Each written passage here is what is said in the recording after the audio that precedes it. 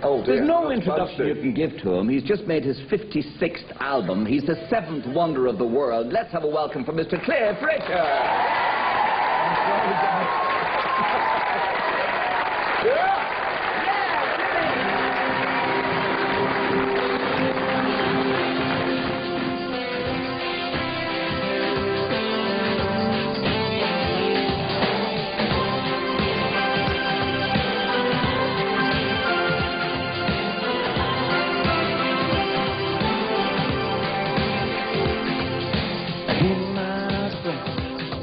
I know too well that the pressures in this life are real. You got to come out fighting when they ring your bell, and stand up for the way you feel. You can't let it get you down. Never get you down. You can't let it make you run away. Got to keep your dreams alive. You can do it, but we'll only make it work together. When it all comes down to the push and shove, we can make it through. We rise above, 'cause you know that we got the power of healing love.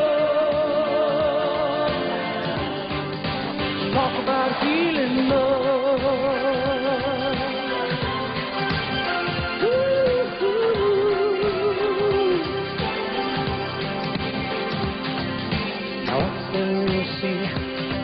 You're feeling sad, someone's chosen your heart to steal.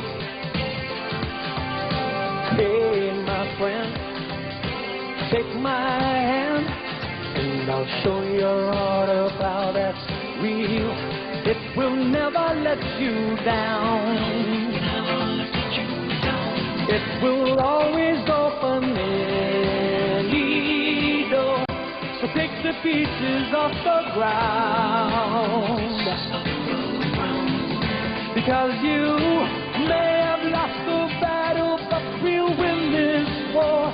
When it all comes down to the push and shove, we can make it through. We can rise above, 'cause you know that we've got the power of healing love.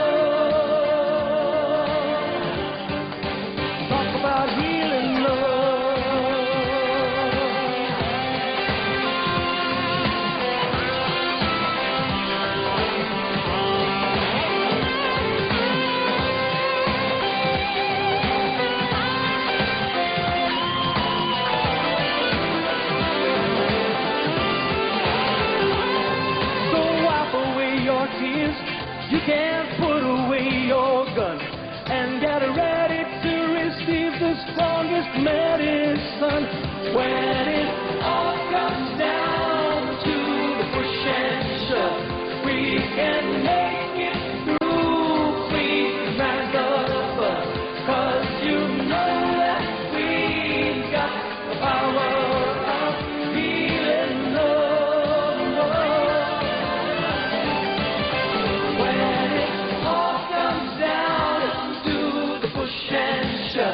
We can make it through. We can rise above, 'cause you know that we've got the power of healing love.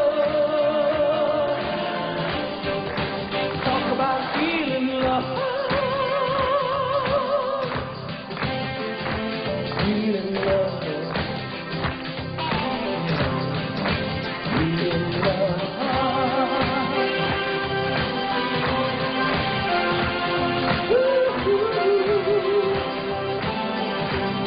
I got a feeling love, love.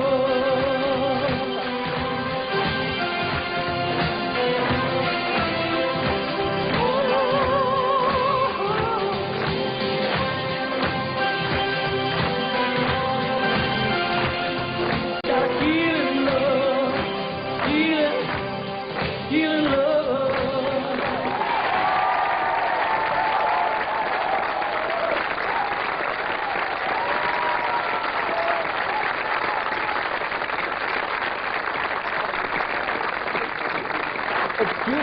Excuse me, would you stand up and remove yourself over there and make room for Sir Clifford, please, wherever you're placed?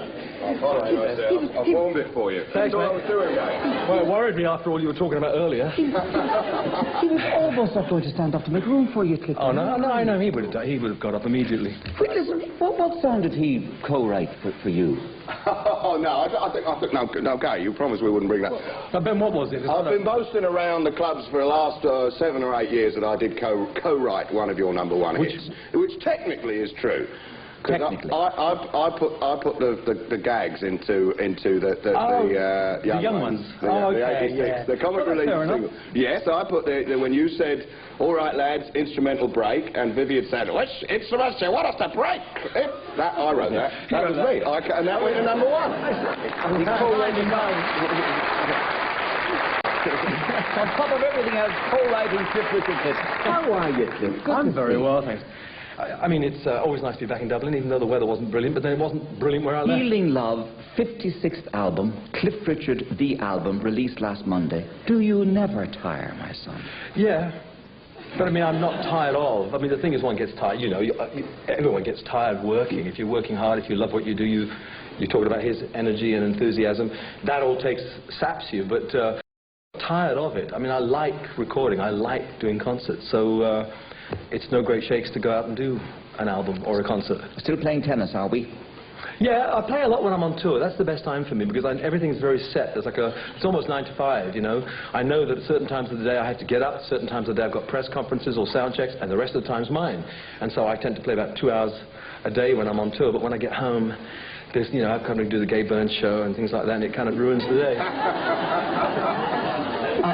Ben, I was talking about you to people this morning, and one of them said that only over last weekend she took out again Blackadder and realised how fantastic it is. That's very. Oh yeah, exactly. I think the interview's drifting towards me. No, it's not. Because I'm linking something. I'm linking something because let me get there. You beat me. In the same conversation, they were saying that you've done so many songs, and the impossible question arose: which is your favourite song? I only ask you this because I was asked to ask you. Which of all the songs? Which is? I mean, I like a lot of the songs. You see, I don't write a lot. You're a writer, but I've only written a few things. You know, a handful of songs in my career. I did write #1, of course. Actually, yeah, Bachelor Boy. It turned out to be prophetic. I never meant it that way. But, yeah, Bruce Welsh and I co-wrote that. Yeah. So I've written #1. So have you. No, well, yeah, I think you had a slightly larger slice than yours than I did in mine. But you see, I've been given a lot of terrific songs. I mean, singers like myself who don't write rely very heavily on people who do write. And fortunately, there are people around who write songs who don't necessarily record them themselves and want an outlet. And, you know, here I am. But I've ended up with songs like Devil Woman, Miss You Nights. I still rate my first ever record, Move It. I really think that was possibly one of the first rock and roll records made outside America, in Europe and the rest of the world. Well, it's considered the first real British rock and roll that absolutely equaled what the Americans were doing. That's how the place it sort of has in musical history. Yes, I don't know that I've ever checked up to find out if it actually was, but I like saying it. It's a great opening. Yeah, it's a great intro. So that's the one. No. No, it's now, I mean, it has its place, as you say, but I still think of all the songs I've been given, because I'm a pop rock man, I love Devil Woman, because it has all the facets, I feel, that are right. It's got the great guitar riff, it's got a good chorus line, and it tells a story. So when you come to take the record and do it on stage, you've got something to work with. You know, a lot of songs like Living Doll, I could almost phone it in. Yes. So Devil Woman is the one. I think so. Or it is. Yeah. No, I think it is. Okay. I have to ask these questions. I've got to clear them up because they say, you didn't ask me, You were having a go recently at Madonna. No, I wasn't. For using her sexuality in her... I do get asked these things that they should ask the Archbishop or the Pope, really. And then what happens is... Well, you know, what happens is that they ask you a question and you give your opinion, and the next thing you know, there's this bold statement, like you've called a press conference and said, by the way, did you know, this is what I think. I know. But that's why television's so good. You see, I mean, I always find, and you're going to quote the Madonna thing, I just find it disappointing that, see, Madonna actually sings well. She's made some great records. I saw a concert on video once, which was fantastic. She dances well. She acts well. And so it just disappoints me that she feels she has to resort to some of the things that she does, you know, which I know now everyone talks about the fact that she likes to shock people. Well, I suppose that works, but I always find it disappointing that an artist needs to do that. But because she must believe, actually, that she can't do without it, and I don't think that's right. I saw you I saw you wiggling your hips and doing sexual moves over there just now. Didn't I? Well, I mean, you know, I have to watch myself now, but the thing about doing... The whole of life is sexual in that we're built, men and women, so that you go to a concert of mine, for instance, and probably predominantly it will be female. I'm not suggesting that they're all there sexually going frantic for me, but if you go to Olivia Newton-John, it'll be predominantly men. That is what life is about. You don't have to do anything other than be a man or be a woman, and you will be attractive to somebody. I mean, I'm surely that makes sense. And so rock and roll is about dancing, and so I perform dancing. If you found it attractive, I'm thrilled.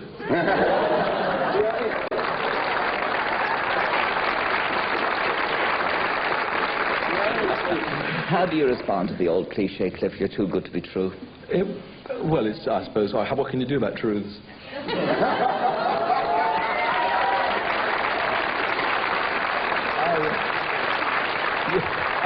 You really are asking for it. You really are. I mean, he brought out the absolute worst in me. That's right. Oh, I get the blame. Yes, that's right. Isn't that I take the can. I feel... It's voting Labour that does it.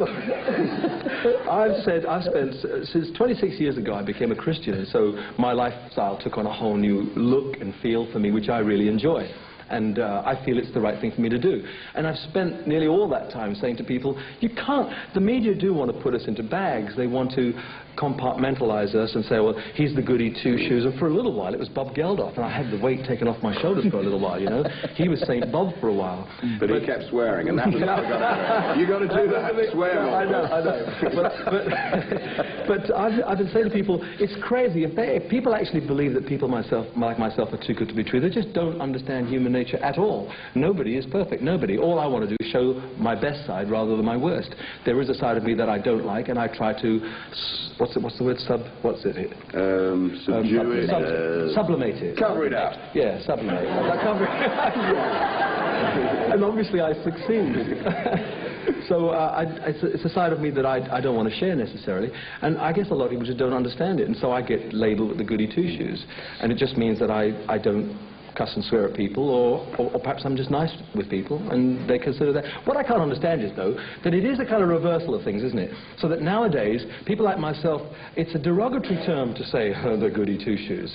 It's, in other words, trying to be right and good is becoming a thing that you deride. And no, I don't think it is that. I think it's everything is a derogatory term in the modern media. I think the sneer is the expression of modern journalism, and they have no other expression. And so if they say you're a goody Christian, then they'll sneer at that. If they say I'm a ranting, raving lefty, which, you know, I don't think sums me up remotely, but they'll sneer at that, you know, that whatever. I think it's just anything that can be, you know, they'll find something, they'll sneer at it, you know. I think you're right, you know, now I never thought of it that way. One last thing. I read in the paper the other day that you're worth 45 million, is that true? Well, I wish it was true. All I know is that when my accountant read it, he wrote me this little cryptic note, faxed it to me, and it simply said, please don't spend it, I have not found it yet. Well done, eh? Now, just before he goes,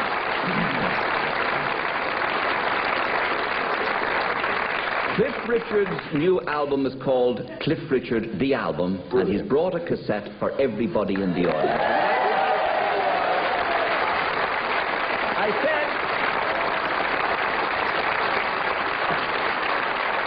I said you're the seventh wonder of the world. Long may it continue. Good to see you. Go off and make a new album. We'll take a break. Cliff Richard, ladies and gentlemen, Dennis Stone.